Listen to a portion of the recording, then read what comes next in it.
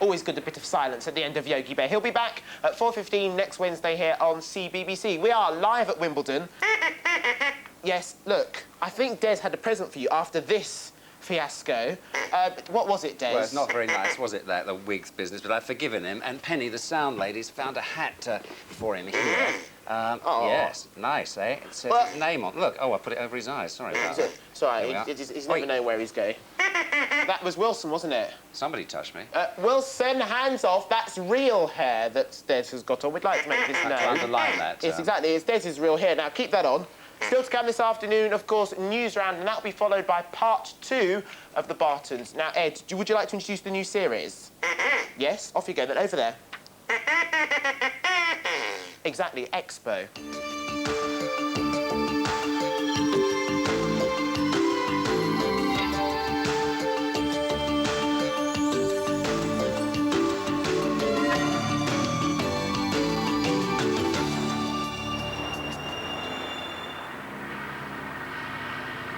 Cape Canaveral, 1986. The Space Shuttle Challenger prepares for blastoff. On board is an unexpected item of cargo, a battered old piece of wood. 1 and liftoff. Liftoff of the 25th Space Shuttle mission, and it has cleared the tower. Everything seems under control.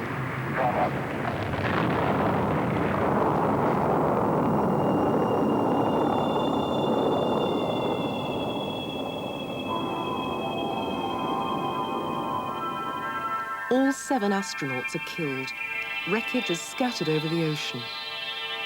Miraculously, amongst the debris, the piece of wood is found, intact. NASA mounts the fragment and returns it to a museum in Bundaberg, Australia. The story of that piece of wood begins here in the Hinkler House Memorial Museum. It's devoted to a local boy who was born before the aeroplane was invented, but became one of aviation's greatest pioneers, Bert Hinkler.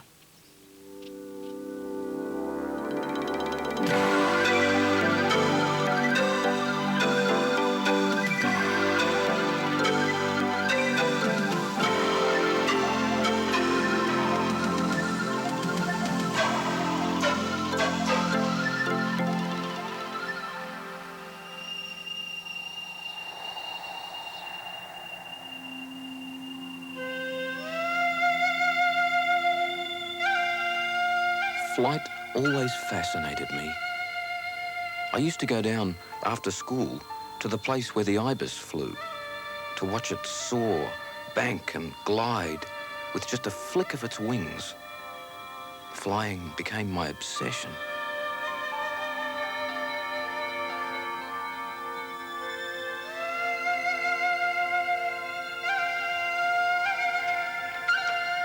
Back in those days, aeroplanes didn't exist, but I collected drawings of experimental gliders.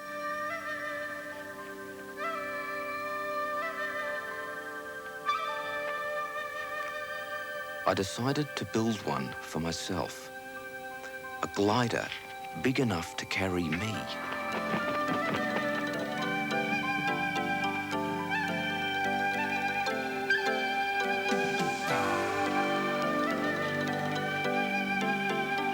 Flying was impossible, most people said, but that just made the idea more exciting.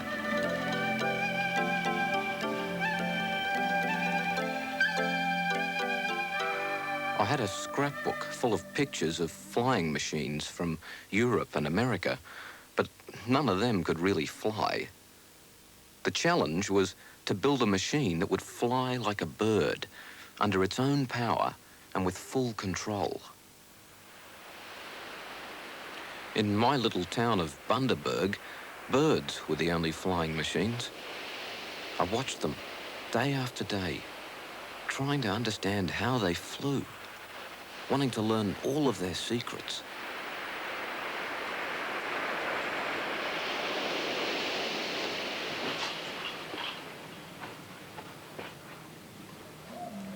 I started weighing and measuring birds, hoping to solve their mysteries with diagrams and numbers. I worked out the ratio between the area of their wings and the weight they carried.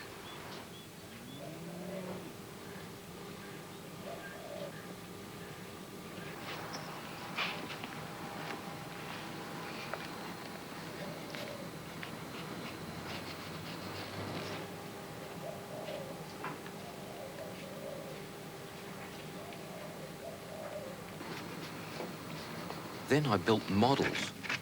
Sometimes I even used parts of the birds themselves.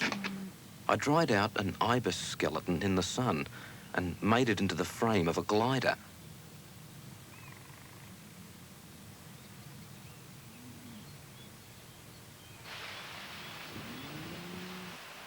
When it was finished, I took it down to the cane fields for a test flight.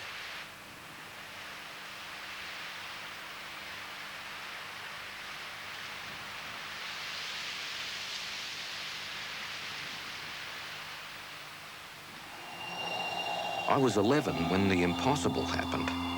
On a beach in America, two brothers made the first ever powered, controlled flight. It lasted just 12 seconds, but the world would never be the same. At the time, I heard nothing about the Wright brothers because nobody believed them. For the next 5 years, they were called liars and cheats. Back in the sugarcane fields, I was growing frustrated. My models just weren't enough. I had to build something that would carry me.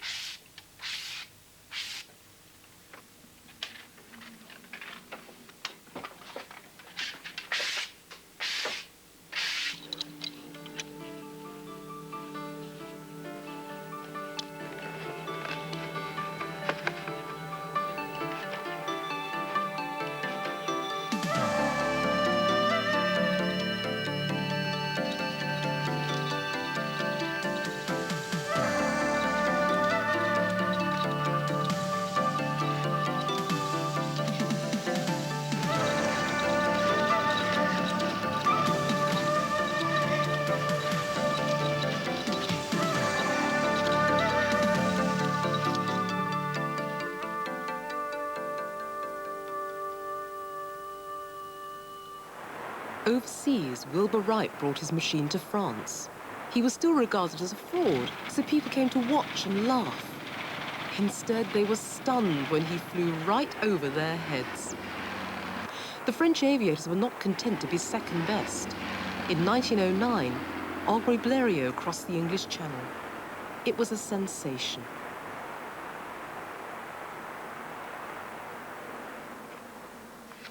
From the other side of the world, I was watching closely. Blériot's design gave me a few ideas for a machine of my own. I spent all my pocket money on timber and calico and began building a full-sized glider. This time, I was sure I would fly.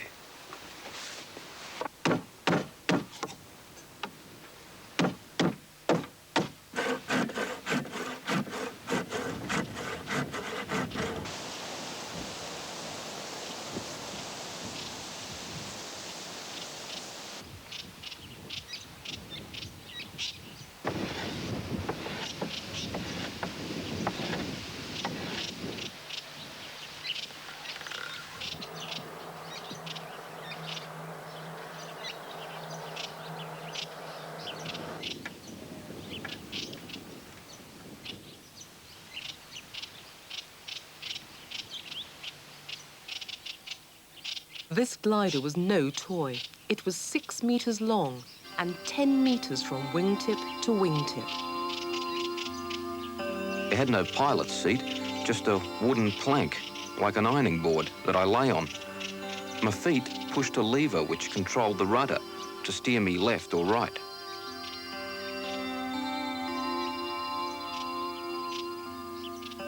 My hands moved another lever which controlled the elevators to take me up or down.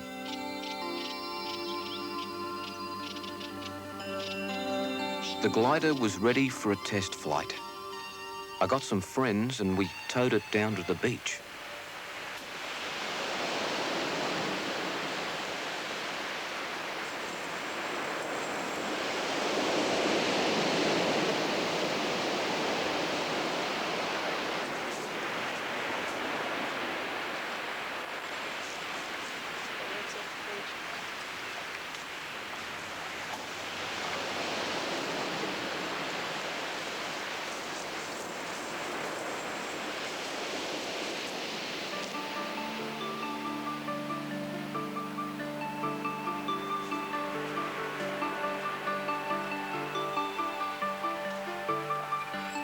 I made adjustment after adjustment, waited and waited till the wind was just right. Then it was time to test my courage.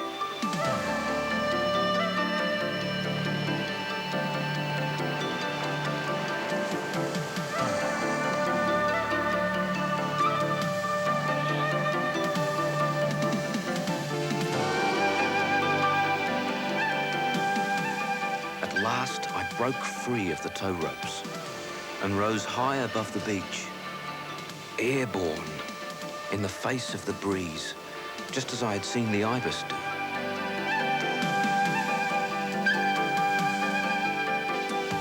I was flying.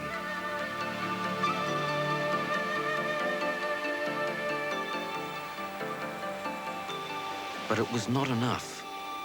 I had read about Blériot, the Wright brothers, and A.V. Rowe, who had done more than just float through the air. They had been propelled through it. That was my next challenge. Then a travelling show came to Bundaberg, and with it was the first real aeroplane I had ever seen. The owner, Mr. Stone, was having some trouble with unstable wings. I suggested, nervously, that he tighten the upper wires. It worked, and he invited me to be his mechanic on a tour of Australia.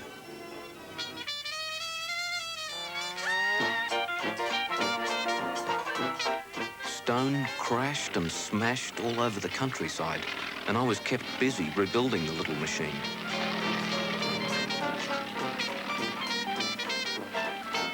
But then, in New Zealand, our circus came to an end. Stone smashed the machine beyond repair, and we said goodbye. I sailed off to try my luck in England. Within months, war was declared.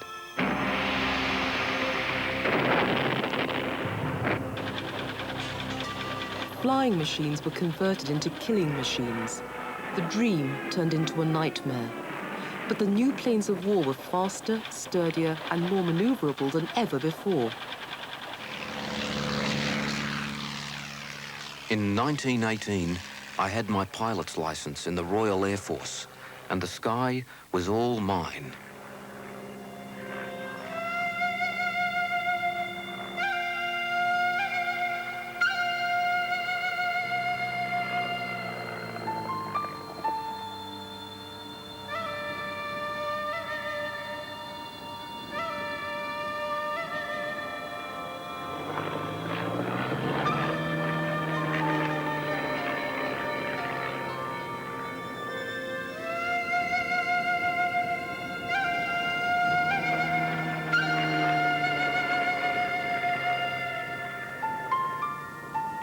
When the war ended, I was one of many eager young pilots keen to show the world what we could do. An idea for a flight began forming in the back of my mind.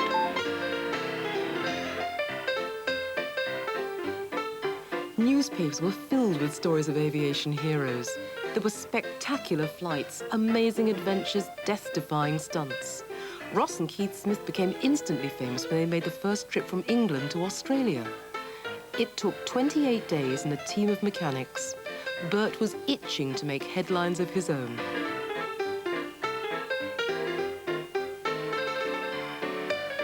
I saved up and bought myself a plane, this Avro baby, and flew her from London to Turin, Italy, solo.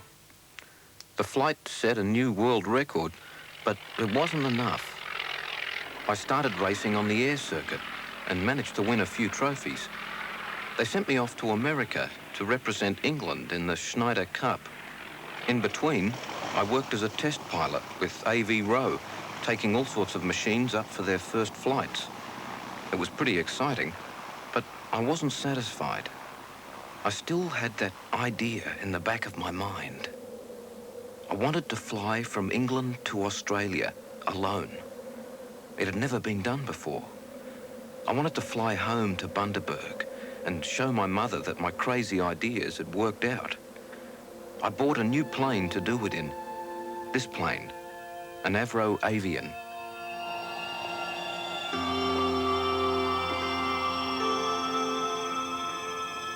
London, 1928. Before dawn, on a winter morning, I made my final checks. Tools. I would be my own mechanic for the whole trip. Maps, torn from an atlas. These would be my only guide. Ross and Keith Smith still held the record. 28 days, about the same as it took by ship. Bert was sure he could beat it, but he was in a plane half the size of theirs, and he was alone.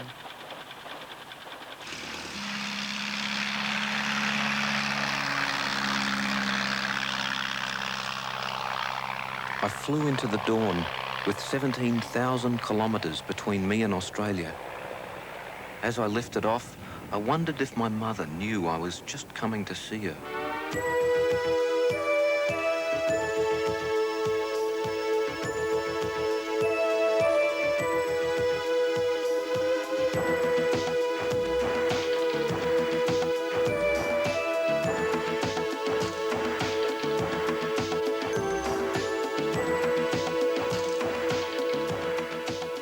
Day 1. 12 long hours in the air, and I arrived over Rome to find the airport in darkness. I flashed an SOS to show I needed flares, but nothing happened. Night landings were lethal, but I managed to get her down safely and was immediately arrested. I had landed at the military airport by mistake. I spent a sleepless night locked up, wondering if the journey was already over. But in the morning, with the help of the British consulate, I was released, greatly relieved.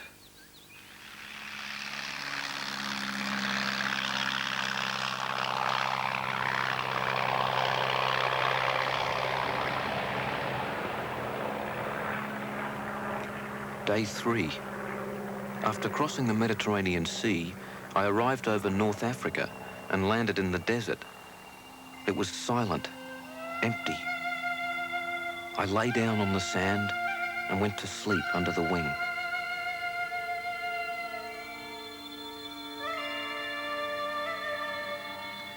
Day after day, I flew over long stretches of barren desert and empty sea. There was no one to talk to, just the beat of the engine and the roar of the wind in my ears. The cockpit was unbearably hot, and my body ached with cramp. I talked and sang and whistled to myself, but nothing could relieve my loneliness.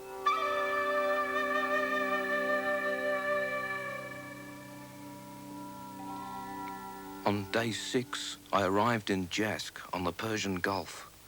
I was 5 days ahead of the Smiths' record time, and the newspapers were starting to take notice. Hinkler flies 1,000 miles in 10 hours. Mr. Bert Hinkler is making Hinkler flies fast. Jazz, Tuesday. Mr. Bert Hinkler, who is flying an Avro-skin small machine. Experts point out that historically long flights in such small machines... On the morning of day 7, as I refueled the avian, disaster. My tank had sprung a leak. I counted the drips like a doctor taking a pulse, and worked out that it was just possible to get to Karachi before my tank ran dry.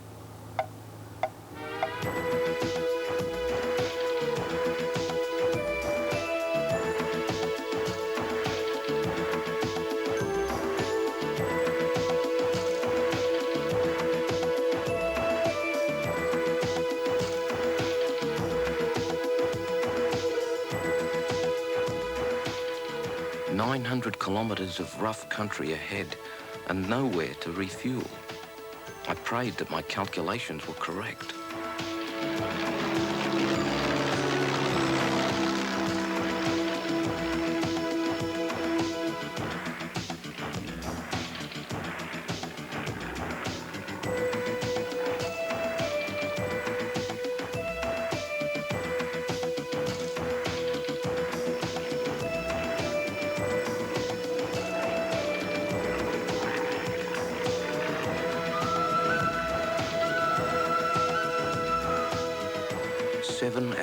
Staring at the gauges, imagining that the drip had become a torrent. And then, below me, Karachi. just in time.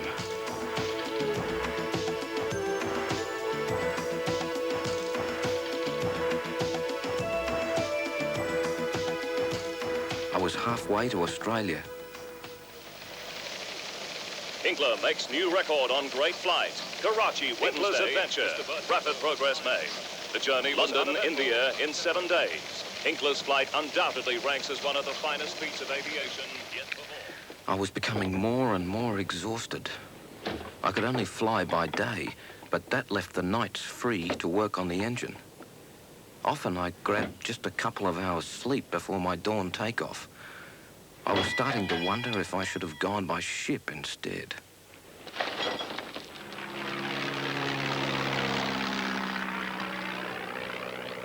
Day 10, Rangoon. Day 11, Victoria Point. Day 12, Singapore. Day 13, Batavia. At last, on day 15, I was on the final leg of the journey, across the Timor Sea to Darwin, Australia. At a little airfield in Darwin, a crowd watched the sky, waiting for Bert Hinkler.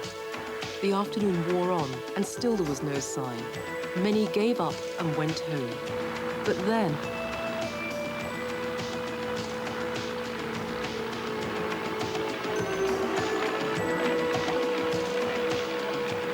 I came down out of that hot afternoon sky, my heart as light as a feather. 15 days and halfway across the world. I had managed to break the Smiths record almost in half, and I'd made the longest solo flight ever.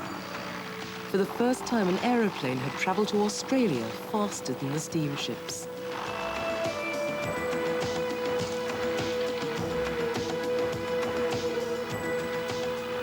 Suddenly, the whole country went completely mad. Wherever I went, there were huge crowds and enormous parades in the streets. I gave speech after speech and shook so many hands that I started wearing a fake bandage just to discourage them. It seemed incredible, but there were Hinkler puddings, Hinkler flowers, Hinkler badges, Hinkler hats, Hinkler dances, and from America, a Hinkler song.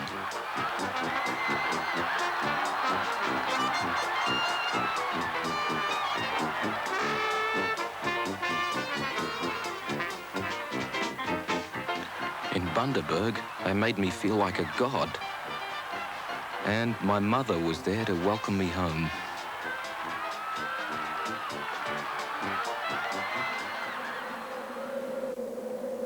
When things quietened down at last, I started work on an aircraft of my own design. I named it the Ibis. In 1931, I crossed the South Atlantic solo and broke a few more records.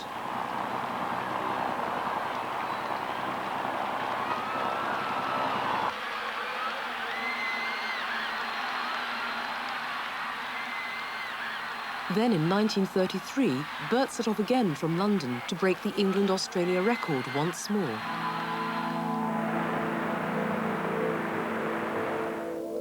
Bert Hinkler never arrived. 3 months later, the wreckage of his plane was found in a mountainside in Italy.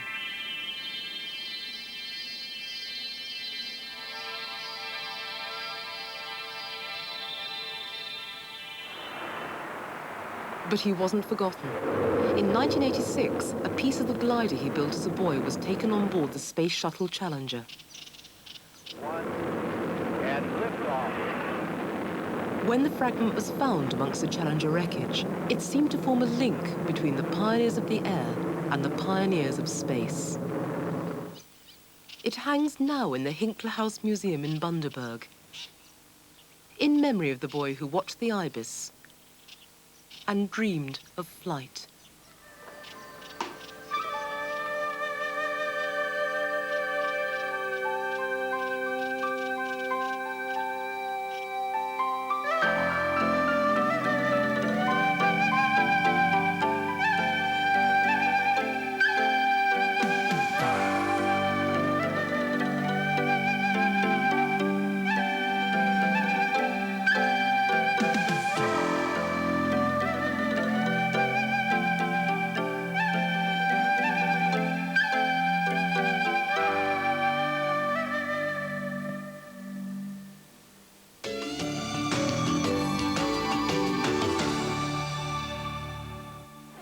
absolutely fascinating. And next week's Expo comes from the Old Royal Observatory in Greenwich. Now, look at this. Tennis going on live here at Wimbledon.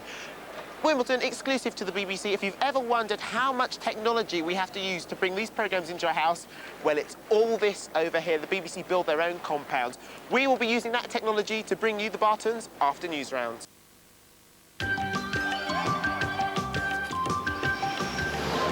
On the move, the Yugoslav army shows its might as emergency peace talks go on. And find out how these inventions could help save the world.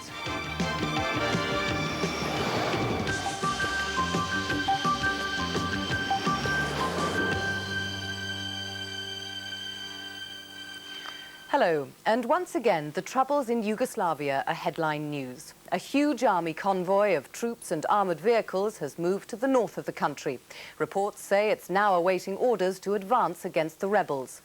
The convoy